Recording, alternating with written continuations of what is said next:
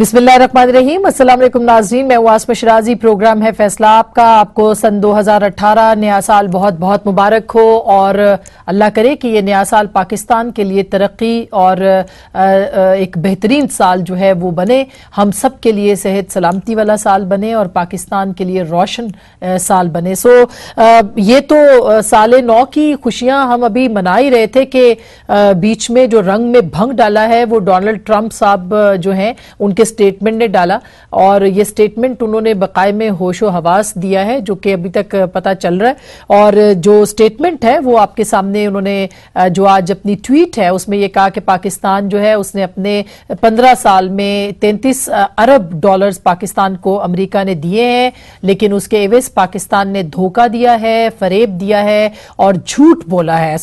ये Donald Trump साहब उस पाकिस्तान को कह रहे हैं जिसने 70,000 से जायद जाने दी हैं और अमेरिका की जंग अपनी सरजमीन पे लड़ी है, जो कि हमारी जंग नहीं थी, अमेरिका की जंग थी जो अफगानिस्तान में वो लड़ रहा था और उसका हिस्सा जनरल परवेज मुशर्रफ बने। पाकिस्तान को उसकी कीमत चुकाना पड़ी और आज पाकिस्तान को धमकियां भी अमेरिका दे रहा है। अब से थोड़ी देर पहले जनाब ख्वाजा आसिफ साहब ने, जो कि वजीर खारजा, उनका स्टेटमेंट भी आया है और उन्होंने ये भी कहा है कि हम एक एक पाई का हिसाब देंगे और हम इसका जवाब भी देंगे। पाकिस्तान को एक एक पाई का हिसाब नहीं देना, ये हिसाब खुद अमेरिका को पाकिस्तान को हमारी 70,000 से जायद जो जाने हैं उसका देना चाहिए। और इससे पहले मैं आपको बताऊं कि जुमेरात को जो प्रेस कॉन्फ्रेंस की थी DGISPR ने, उसमें एक बहुत इंपॉर्टेंट स्टेटमेंट था और वो ये था कि कोई पाकिस्तान पर यकतरफा हमला हो सकता है। उन्होंने क्या कहा था वो मैं आपको सुनवाना चाहती हूं और उसके बाद मौजू को आगे बढ़ाएंगे। जरा सुनिएगा उन्होंने क्या कहा था। अनफॉर्चुनेटली अमेरिका की तरफ से पाकिस्तान के अंदर यकतरफा कार्रवाइयों के इशारे भी दिए जा रहे हैं।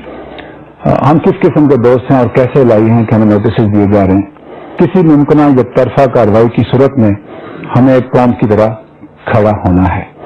ये बात तो पहले ही वाज़ेह कर दी थी DGISPR ने कि अगर कोई यकतरफा हमला अमेरिका की तरफ से आता है तो हम उसके लिए खड़े होंगे कौम की सूरत। ये उनको क्यों कहना पड़ा? क्योंकि ये बहुत इंपॉर्टेंट है कि ये सब जो इन्वायरमेंट बनी हुई है हिंदुस्तान और अमेरिका की जानिब से अफगानिस्तान के साथ मिलके, ये पाकिस्तान के खिलाफ जो धमकियां आ रही थी और इमदाद बंद करने की बात हो रही थी, ये उसके जवाब में था और पाकिस्तान को पहले से पता चल गया है कि कुछ ना कुछ होने वाला है। क्या हो सकता है इस पे जरूर आगे चल के बात करेंगे, लेकिन यहां एक और भी बड़ा अहम जवाब दिया गया जिसके बाद डोनाल्ड ट्रंप साहब ने यह ट्वीट करना मुनासिब समझा और वो जवाब था पाकिस्तान की तरफ से कि हम किसी पराई जंग का हिस्सा नहीं बनेंगे और नो मोर भी कहा। क्या कहा था DGISPR ने, जरा सुनिएगा। Pakistan has fought twice and imposed and imported war inside Pakistan. We have sacrificed a lot. We have paid huge price both in blood and treasure. We have done enough and we cannot do any more for anyone. हो चुका, enough is enough, बहुत हो चुका। अब इसके बाद हम किसी और जंग का हिस्सा नहीं बनेंगे, किसी और के लिए इस्तेमाल नहीं होंगे। ये वो जवाब था जो कि बबांगे दोहल दिया गया था। पाकिस्तान की कौम, पाकिस्तान की पार्लिमान, पाकिस्तान की हुकूमत, रियासत, फौज सब एक सफ़े पे हैं और वो ये सफ़ा है कि नो मोर। हमारे साथ आज इस मौजू के साथ साथ जो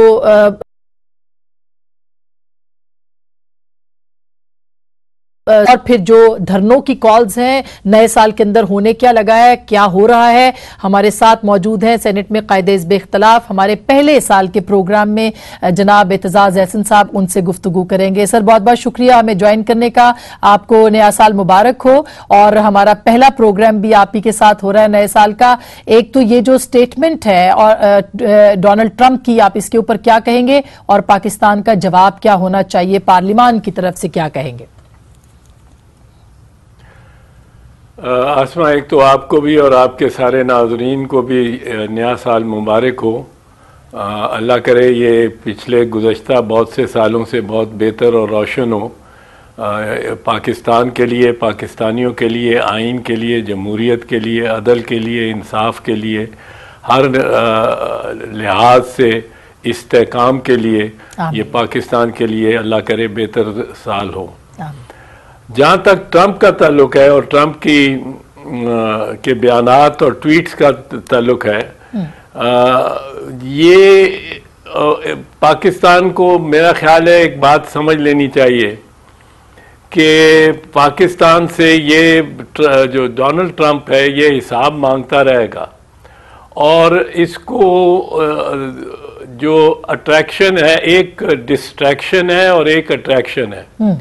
डिस्ट्रैक्शन जो है वो ये है कि अमेरिका अफगानिस्तान में जंग हार चुका है और वो जंग जीत नहीं सकता, और हर सदर की ख्वाहिश तो यही होती है कि वो कोई अगर जंग हो रही हो तो वो जंग जीते और विक्टर प्रेसिडेंट वो साबित हो, वो काबुल जाए और एक मफ्तू कौम से खिताब करे जिसको फतह कर चुका हो, और सारे उसके वहाँ नारे लगा रहे हों, फूल बरसा रहे हों और उसको फातेह करार दे रहे हों।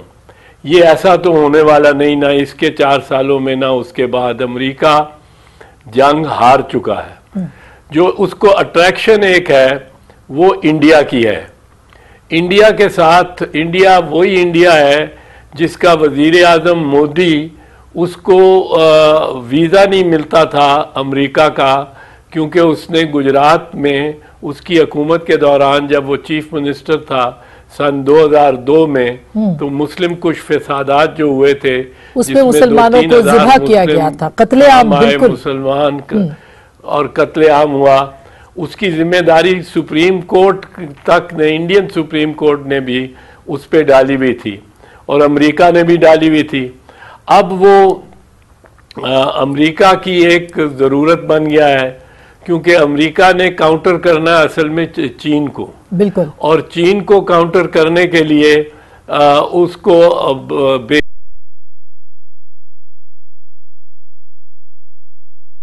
ना हो किसी सूरत, वो इंडिया है। पर इंडिया में अपनी बहुत बड़ी दरारें पड़ रही हैं। जिस तरह गाय के कत्ल पे, गाय की ज़िबा करने पे या गाय का गोश्त खाने पे इंसान की जान की कीमत ली जा सकती है, और गाय और इंसान की जान वहाँ बराबर हो गई है। जी हाँ, वहाँ वो इस तरह का वो इंडिया नहीं है जो नेहरू का इंडिया था, जो गांधी का इंडिया था, जिसके साथ मगरबी दुनिया खुल के चल सकती थी और उनकी वैल्यूज और इकदार एक थी किसी हद तक। अच्छा, लेकिन ये इंडिया, जी सर, बिल्कुल, ये तो एक डिफरेंट पिक्चर इस वक्त हिंदुस्तान पेश कर रहा है। मैं यही सवाल करना चाहती इसी जमीन में कि ये जो अब हिंदुस्तान का और अमेरिका का नेक्सस बन रहा है, सीपैक के खिलाफ कह लें, पाकिस्तान के खिलाफ कह दें, पाकिस्तान का पूरे इलाके में पाकिस्तान को तनहा करने की साजिश, इसका मतलब नतीजा क्या निकल सकता है? क्या पाकिस्तान पे हमला वाकई हो सकता है? क्या पाकिस्तान को खतरा है कि अमेरिका जो है वो अटैक करे, ड्रोन अटैक्स करे, इनसाइड पाकिस्तान अटैक्स करे? किस किस्म का हमले का खतरा है इस वक्त पाकिस्तान को? देखिए, अगर कोई खतरा है तो मैं समझता हूँ किसी सर्जिकल स्ट्राइक का ही हो सकता है, क्योंकि बूट्स ऑन दी ग्राउंड तो अमेरिका करने को तैयार नहीं होगा। अफगानिस्तान के बाद, वियतनाम के बाद नहीं तैयार था, फिर बूट्स ऑन दी ग्राउंड उसने इराक में और अफगानिस्तान में कर दिए, जिसका उसको अब बड़ा बुरा नतीजा मिला। पाकिस्तान में अल्हम्दुलिल्लाह हमारी फ़ौज सारे इस्लामिक दुनिया में एक फ़ौज ऐसी है जो कि मॉडर्न भी है, जिसका मोराल भी हाई है, जो एक जंग के में से गुजर भी रही है और जो बैटल हार्डन हो गए हैं उसके अफसर, जिसने कुर्बानियां बहुत दी हैं, शहादतें बहुत दी हैं, और मोराल फिर भी उसकी लीडरशिप ने, जिनमें राहील शरीफ को मैं क्रेडिट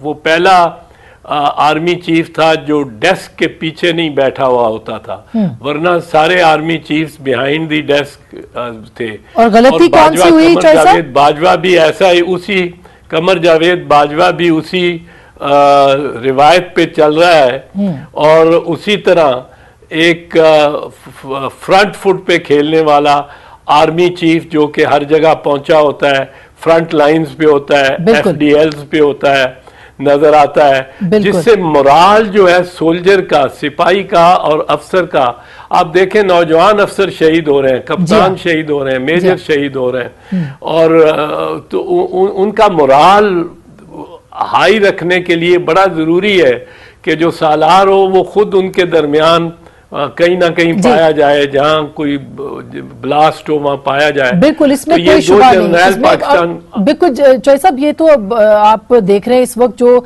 हमारे फ्रंट लाइन पे हमारी फौज खड़ी है और जिस तरह से वो लड़ रही है 3 महाजों के ऊपर, या 2 महाज तो कम से कम अफगानिस्तान और हिंदुस्तान के महाज के ऊपर तो वो रोज ही कोई ना कोई खबर आती है जो कि गमनाक खबर होती है।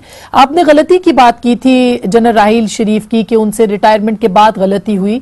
अब चूंकि सऊदी अरब का जिक्र है और सुना आपने भी आज ये कहा कि तैयारा भी राहील शरीफ साहब का शहबाज शरीफ के लिए आया था, तो ये जो रिटायरमेंट के बाद की गलती है और फिर जो पाकिस्तान का इंटरनेशनल फ्रंट के ऊपर इस वक्त जो सिनेरियो बना हुआ है उसको आप रिलेट कर सकते हैं किसी तरीके से?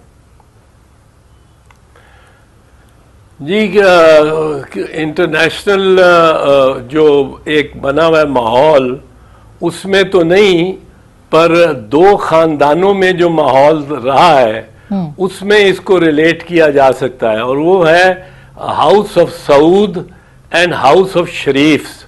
ये दुनिया के अमीर तरीन घरानों में से घराने हैं और इनमें एक आपस में रिश्ता और ताल्लुक रहा है और एक दूसरे की मुमलिकत में मुस्तहकम इस्तेहकाम देने की हद तक भी ये जाते हैं, ये 2 खानदान।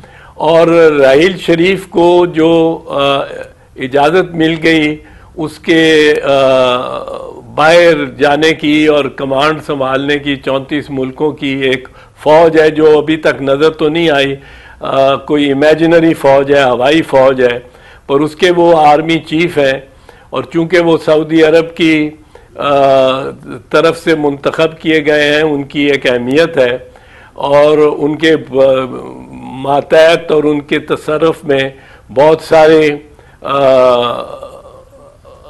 हथियार भी और वैसे भी अफराद भी और जिस तरह हवाई जहाज भी हैं। तो जो बातें बहुत हो रही हैं, बातें चूंकि शरीफ बरादरान कुछ नहीं कर रहा है पर कह रहा है, और उनकी जो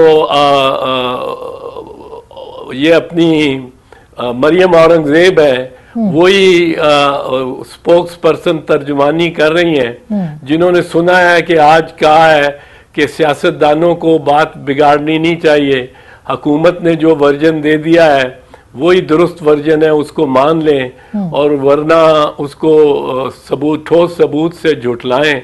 हुकूमत का वर्जन तो अभी तक समझ ही नहीं आया, पहली बात।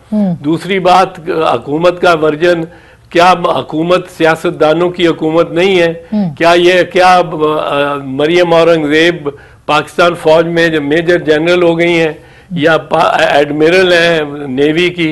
ये भी तो सियासतदान है और इनके कॉल पे हमें एतमाद नहीं है, और इसलिए भी एतमाद नहीं है कि अब जो डी फैक्टो वजीर आजम पाकिस्तान का है वो भी सऊदी अरब बैठा है, और जो de jure and de facto chief minister Punjab का है, सबसे बड़े सूबे का, वो भी सऊदी अरब बैठा है। और शर्म की बात है कि जाके ये वहां से भीख मांग रहे हों और वहां के बादशाह से भीख मांग रहे हों, जिस धरती में बादशाहों का बादशाह सो रहा है। सर वो ये कह रहे हैं कि वो मुस्लिम उम्मा को जोड़ने के लिए गए हैं, मुस्लिम उम्मा के लिए उनका एक अहम रोल है मियां साहब का, वो उसके लिए, ये भी उनके तर्जुमान का बयान है कि वो किसी एनआरओ के लिए नहीं बल्कि मुस्लिम उम्मा के लिए वो गए हैं वहां पे।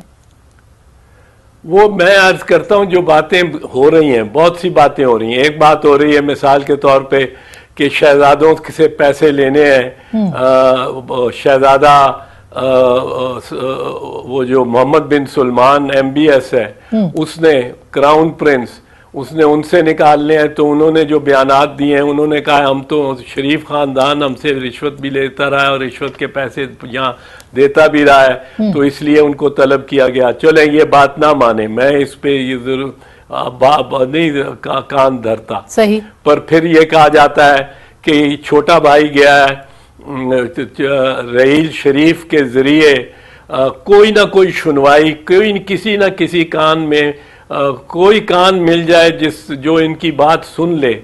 और वो छोटा भाई गया है और बड़ा नुमाइशी अंदाज में गया है, एक छोटे से जहाज पे गया है पर नुमाइशी अंदाज में। एक पीआईडी का कैमरा वहां लगा था और पीआईडी कैमरा, पीआईडी कैमरे में के सामने वो इस तरह बैठा है जहाज में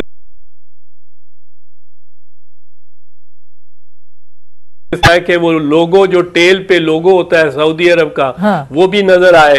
और वो एग्जीबिशन इसलिए उसने नुमाइशी अंदाज दिखाया है कि वो अदलिया को और फौज को बावर करा सके कि मैं ही हूं अब सऊदियों के करीब और मेरे बड़े भाई की तरफ ना देखो, देखो तो मेरी तरफ देखो। सही, अच्छा, तो नुमाइशी अंदाज में क्या है। चौधरी साहब, आपको सॉरी इंटरप्ट करने को दिल तो नहीं चाह रहा, जो आपने एक तोजी पेश की और हम फुटेज भी दिखा रहे थे, जो आप कह रहे थे वो साथ में दिख भी रहा था, लेकिन मैं एक छोटी सी ब्रेक लेना चाह रही हूँ क्योंकि इस मौजू के ऊपर बहुत सी बात आपके साथ करनी है आज कि उनके लिए खुसूसी तैयारा क्यों भेजा शहबाज शरीफ साहब के लिए, और मियां नवाज शरीफ को एक जो आम फ्लाइट थी उससे क्यों कहा, मतलब उनको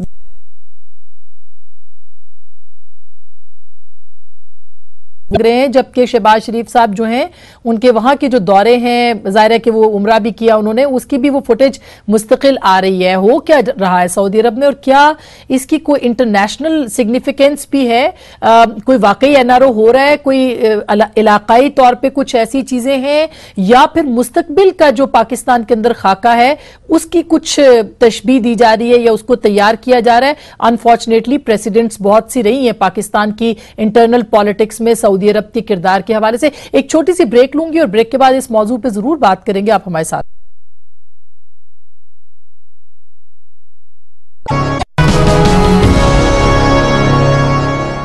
वेलकम बैक नाज़रीन, एक दफा फिर आपको खुशामदीद कहते हैं। ब्रेक से पहले हम पूछ रहे थे चौधरी एतजाज एहसन साहब से सेनेट में कायदे इस बेख्तलाफ के सऊदी अरब में हो क्या रहा है।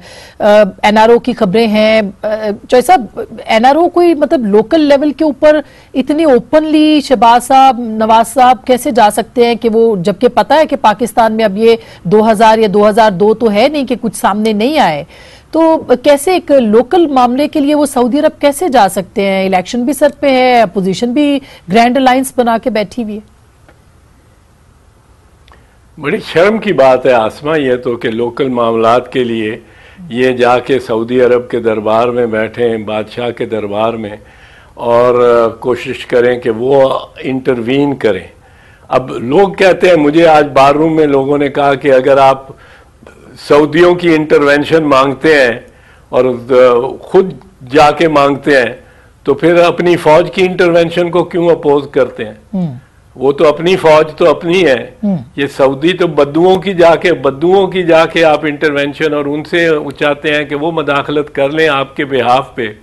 और चाहते क्या है कि आपके बिहाफ पे शहबाज शरीफ जो पहले गया है, नवाज शरीफ तो पीछे उसको चेज करता गया है ना कि छोटा भाई क्या करने जा रहा है, क्या कर रहा है, किससे मुलाकातें कर रहा है। छोटे भाई ने जाके भगदड़ मचा दी कि जी मेरी इससे मुलाकात हो गई, उससे मुलाकात हो गई। हायट रीजेंसी से बाहर निकलने नहीं दिया गया इनको अभी तक तो, और अच्छा, उस होटल से। अच्छा। तो हाँ, तो वो इनकी मुलाकातें कहाँ किससे हुई हैं?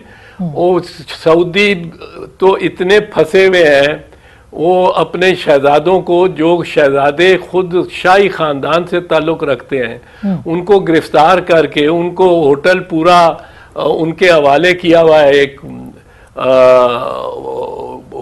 पूरा 5-7 स्टार होटल, और समझ नहीं आ रही उनको कि इनको छोड़ें ना छोड़ें, पैसे मांगे करें क्या करें उनके साथ। तो ऊपर से वो पाकिस्तान के मसाइल हल करने शुरू हो जाएंगे। पर ये गए हैं इस खातिर, छोटे भाई साहब मियाँ साहब गए हैं इस खातिर कि कोई कान सुने इनकी कथा और इनको वजीर आजम बनाने के लिए पाकिस्तान फौज को भी दबाव डाल दे, मनवा ले, और छोटे बड़े भाई को भी मनवा ले। दो को मानना पड़ता है उनके वजीर आजम बनने के लिए। अदलिया का मामला अलहदा है कि अदलिया से भी अगर उनको रिलीफ मिल जाए, वो उनको मिली है ऑरेंज ट्रेन में भी मिल गई है और हुदैबिया में भी मिल गई है। आपको लगता है कि ये किसी इन्फ्लुएंस का हिस्सा है, मतलब अदलिया से जो रिलीफ मिला है ये किसी इन्फ्लुएंस का हिस्सा है सर?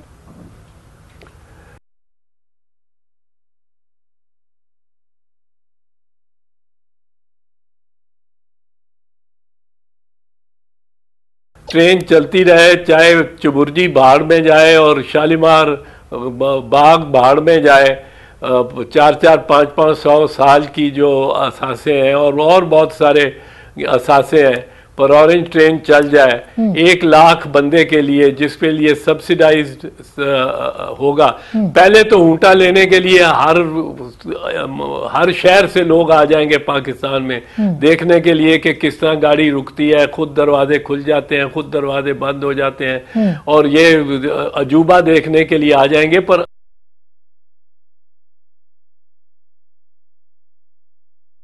जिनको फायदा पहुंचेगा, जो अलिफ से ये तक जाएंगे या जीम से नून तक जाएंगे या नून से सीन तक जाएंगे, जिस तरह भी जितना भी सफर 1 लाख बंदे के लिए होगा ये ऑरेंज ट्रेन, और 1 लाख को भी सब्सिडी बिल्कुल आप ये कह रहे हैं कि ये जो फैसले हुए आपको इख्तलाफ है इससे, लेकिन ये इससे रिलीफ मिला है शहबाज शरीफ को। अगर एनआरओ कोई होता है, शरीफ को रिलीफ मिला है, हाँ, अगर एनआरओ कोई होता है सऊदी अरब में, मैं एक चीज अर्ज कर दूं कि जो ऑरेंज ट्रेन पे पैसा जितना लगा है ये बलोचिस्तान के कुल तरक्याती बजट से ज्यादा है। 235 करोड़ कहता हूँ, अरब रुपए जो लग रहे हैं, ये बलोचिस्तान के सारे। अब इससे वफाक में क्या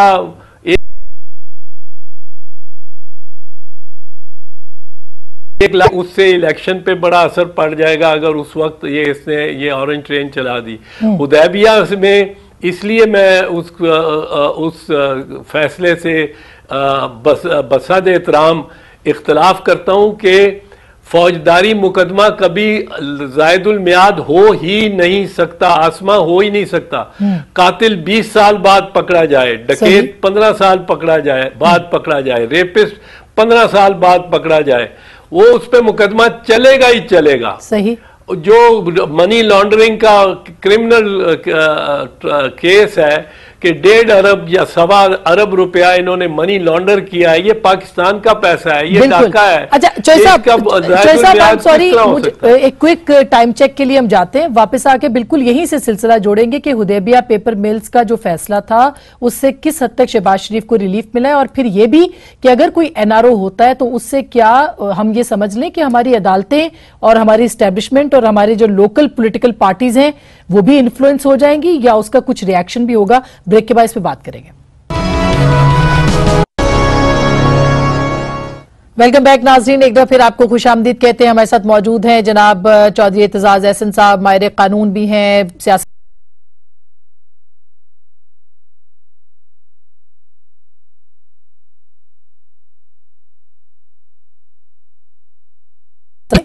तो वो कैसे होगा? क्या सऊदी अरब के पास जो एविडेंस है हुदैबिया के हवाले से, अजीजिया के हवाले से, वो प्रोवाइड नहीं करेंगे या वो हमारे इदारों पे इन्फ्लुएंस करेंगे? पाकिस्तान में वो कैसे तस्लीम होगा सर? आसमा, हुदैबिया का एविडेंस तो बहुत सारा पाकिस्तान में है, उसकी ज़रूरत नहीं है मज़ीद एविडेंस लेने की।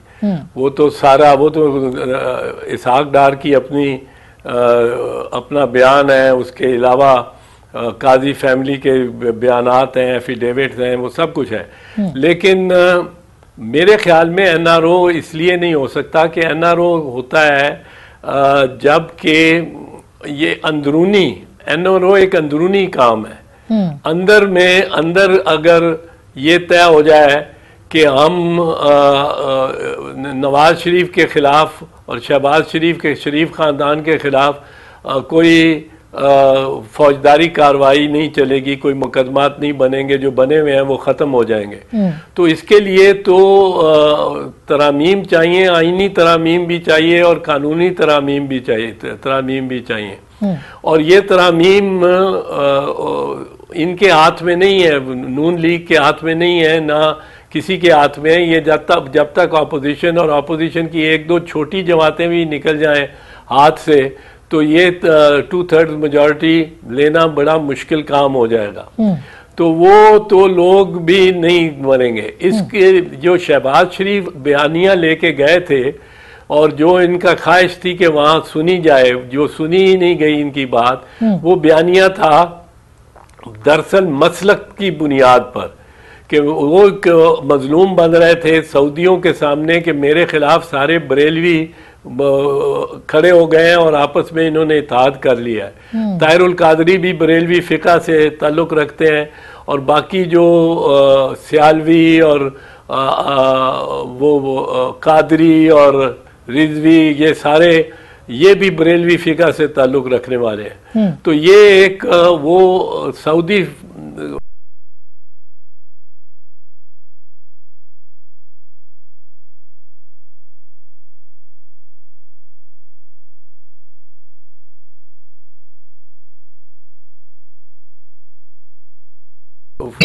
उनको वजीर आजम बनाने के लिए तैयार हो जाए। अच्छा, लेकिन वो तो अनाउंस कर चुके हैं वजीर आजम का, नवाज शरीफ साहब तो अनाउंस कर चुके हैं। हाँ, वो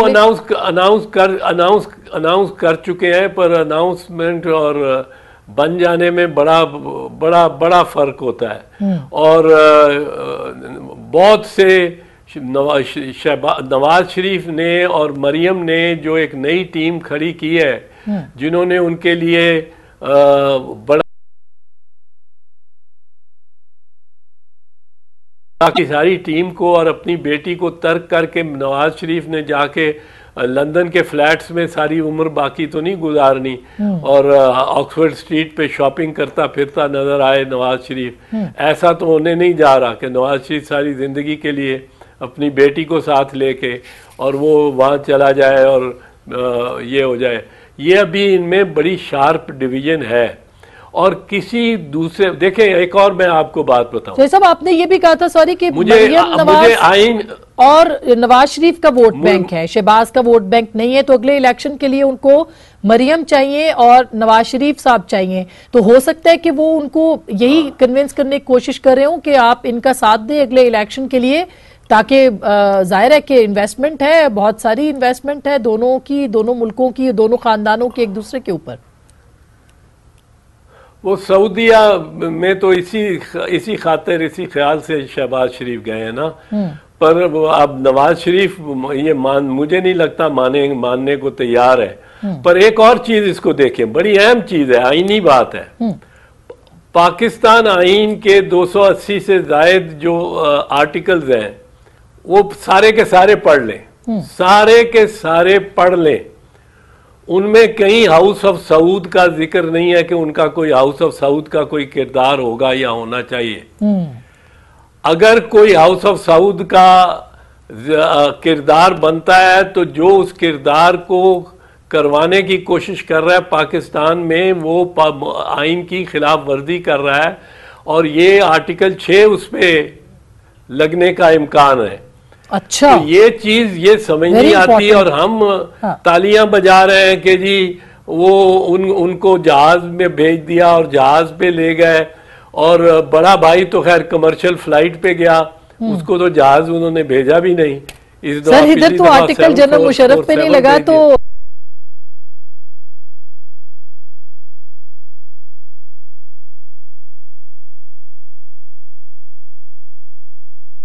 लगना चाहिए था कि पाकिस्तान के मामलात में, अंदरूनी मामलात में जो है वो बैरूनी मुदाखलत हो रही है, और अभी भी अगर आप कह रहे हैं तो कैसे लगेगा आर्टिकल 6 सर?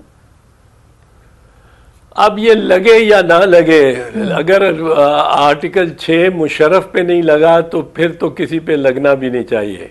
ये किसी ने ठीक कहा कि अगर तौहीन अदालत का कानून आपने इन पे नहीं लगाना तो फिर उस कानून को ख़त्म ही कर दो।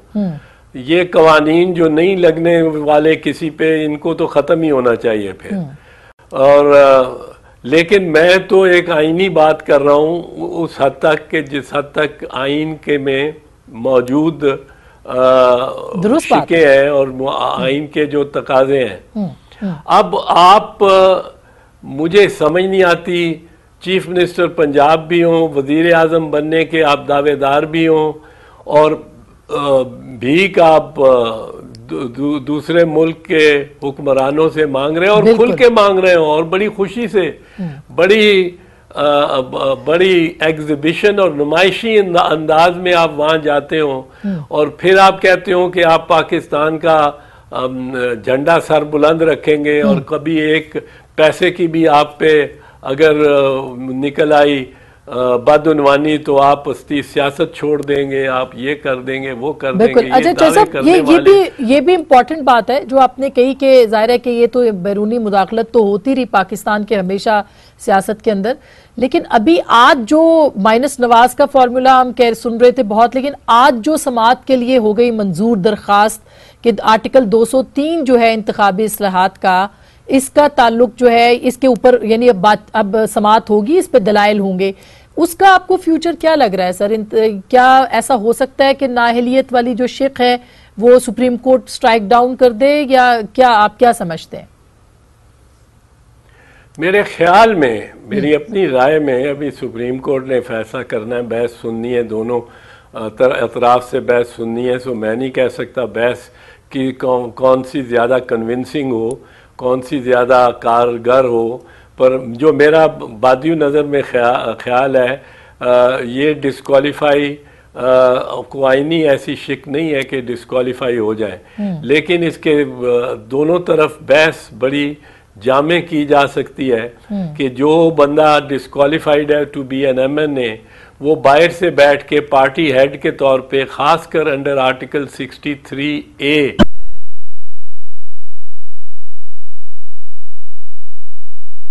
पार्टी नमूद में भी आ सकती है पार्लियामेंट में, उसको डिटरमिन करने वाला वो शख्स हो जो खुद MNA नहीं बन सकता।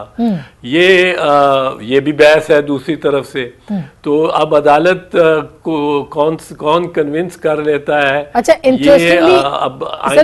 इंटरेस्टिंगली आपने पॉइंट आउट किया था सेनेट के अंदर ये नुक्ता जो था या शिक जो थी, और दूसरी बात ये कि अगर किसी मरहले पे आपको इसमें इन्वॉल्व किया जाता है कि आप इसके हक में लड़ें मुकदमा, यानी इस मामले के ऊपर, तो आप राजी होंगे इसके लिए? ये तो आसमा अगर की बात यह है, वकील अगर चलना शुरू हो जाए, गुरु ने कहा था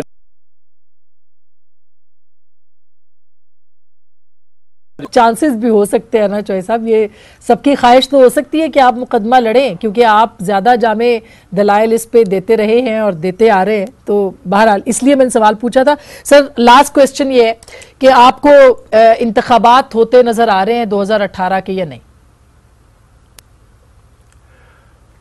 मेरा ये मानना है और मेरा ये कहना है, और मैं ये अक्सर कहा करता हूं कि पाकिस्तान में सिर्फ जो पेशीन गोई की जा सकती है वो माजी की है।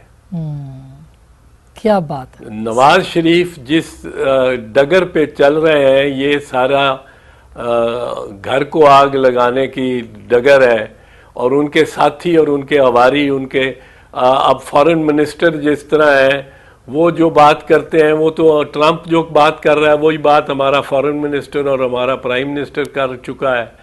वो कोई फर्क बात तो नहीं की उन्होंने। तो अपने खिलाफ ही चार्जशीट अगर खुद ही हम लगा रहे हों, ठीक, और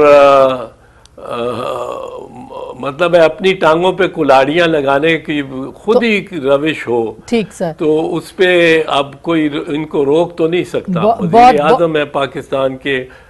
जी सर, बहुत बहुत शुक्रिया, थैंक यू सो मच। आपने यही कहा कि पेशीन गोई तो सिर्फ और सिर्फ माजी की जा सकती है, यानी 2018 के इंतखाबात पे चौधरी साहब ने अपना जो पॉइंट ऑफ व्यू है वो नहीं दिया कि आया उनको यकीन है कि इलेक्शंस हो जाएंगे, नहीं, जो इंटरनेशनल सिनेरियो वो बता रहे हैं पाकिस्तान के लिए क्या होगा। एक बात जिसके लिए सब के सब एक सफ़े के ऊपर है वो ये है कि अगर कोई बैरूनी खतरा पाकिस्तान